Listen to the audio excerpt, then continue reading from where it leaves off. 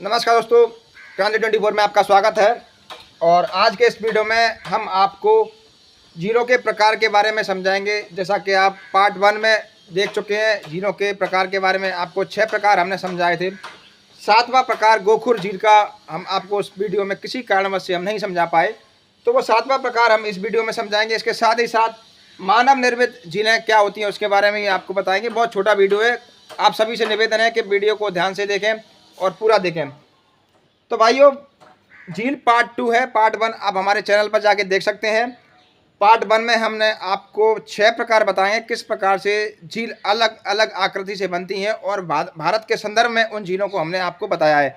भारत के संदर्भ में ही हम गोखुर झील के बारे में बात करेंगे और मानव निर्मित झीलों के बारे में बात करेंगे। तो भाइयों, गोखुर झील क्या होती है? जब नदी पहाड़ों से, पर्वतों से निकलती है और मैदानी क्षेत्रों में प्रवेश करती है, तो कुछ अवसादों के कारण या कुछ कठिन रास्तों के कारण कुछ इस तरीके का विसर्प बनाना स्टार्ट करती है, शुरू करती है। सबसे पहले इस तरीके का विसर्प बनाती है, मोड़ बनाती है। उसके बाद इस तरीके का यह विसर्प कुछ बड़ा आकृति का हो जाता है। सेकंड स्टेज ये है। थर्ड स्टेज में उससे भी अधिक बड़ा आकृति का विसर्प बन के तैयार हो जाता है, और यहाँ पर ये जो मोड़ है वो आपस में मिल जाता है और ये टोटल एक प्रकार से बंद हो जाती है, ये आकृति अलग हो जाती है।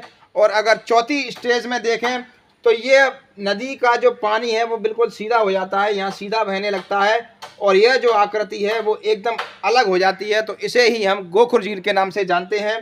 तो भाइयों, इस तरीके की आकृति आप देख रहे हैं। इसे गोखुर झील क्यों कहा जाता है? क्योंकि गाय के खुर यानी गाय का पैर अगर आपने देखा हुआ था, इसी आकृति का पैर होता है, आपने कभी देखा हो तो इसलिए इसे गोखुर झील कहा जाता है। और बिहार के बेगूसराय में स्थित काम्बर झील भारत में गोखुर झील का सबसे अच्छा उदाहरण है, जो कि भारत में ही नहीं पूरे एशिया में सबसे बड़ी गोखुर झील है, और जो कि गंडक नदी द्वारा बनाई गई है। गंगा नदी की सहायक नदी है गंडक नदी, जिसके द्वारा यह गोखुर झील बनाई गई है, जिसे काम्बर झील के नाम से जाना जाता है।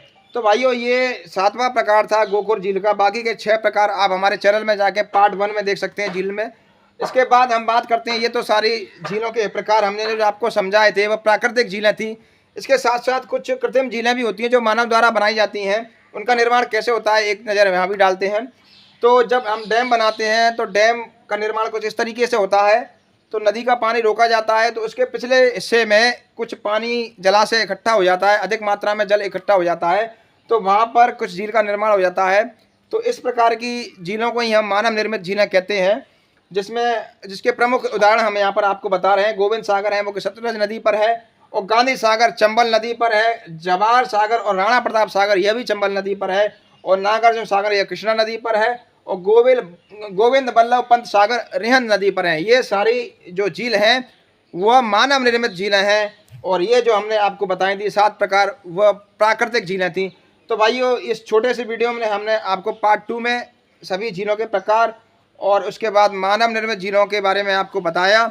इसके साथ साथ झील का पार्ट 3 भी हम बनाएंगे, जिसमें आपको क्वेश्चन प्रैक्टिस के लिए सारे क्वेश्चन, इनसे जो रिलेटिव क्वेश्चन है जो एग्जाम में आते हैं, वो सारे प्रश्नों पर विचार करेंगे और प्रैक्टिस आपको करवाएंगे। इसके साथ साथ हम हमारे चैनल को सब्सक्राइब कीजिए।